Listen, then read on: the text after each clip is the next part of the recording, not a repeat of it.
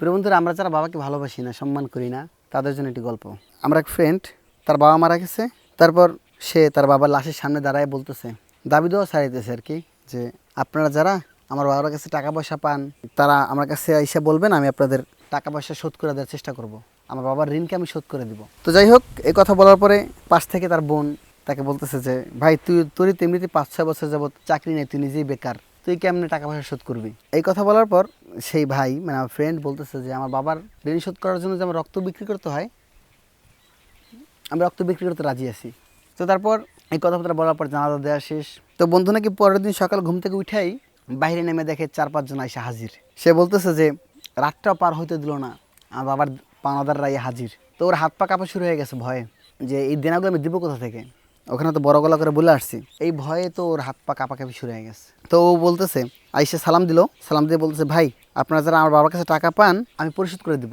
এটা বলতে না বলতে একজনে বলতেছে যে আমি ব্যাংক থেকে আসছি বা এরকম একটা ব্যাংকের কথা বলছে, যে আপনার বাবা আপনাদের জন্য সে অ্যাকাউন্ট করে গেছিলো, সেখানে 23 লক্ষ টাকা জমা হয়েছে, তো আপনারা আসবেন, আইসা টাকাটা নিয়ে যাবেন। তো আরও যারা 3-4 জন ছিল, তারা বলতেছে যে এখানে ডিপোজিট করেছে, 50 টাকা করে রাখতো সপ্তাহে, কেউ বলতেছে 20 টাকা করে রাখতো সপ্তাহে। তো এই কথা শোনার পর আমার ফ্রেন্ড ব্যাংক গুলাই গেছে, ব্যাংক থেকে টাকাগুলো উঠে আনছে।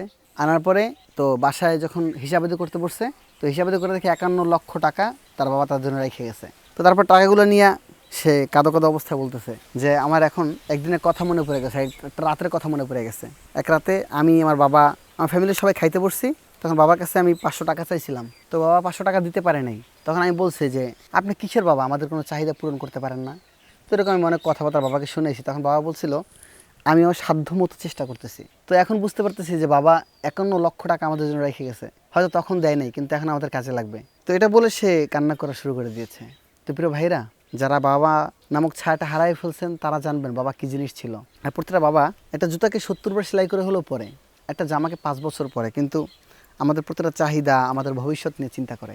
তো যারা বাবার সাথে এখনও খারাপ ব্যবহার করতেছেন, বন্ধু মেহেরবানি করে, বাবা খুব মহামূল্যবান জিনিস। যাদের বাবা আছে, শুধুমাত্র তারাই লিখে যাবেন বাবা তোমাকে ভালোবাসি, আর বাবাকে সম্মান করবেন।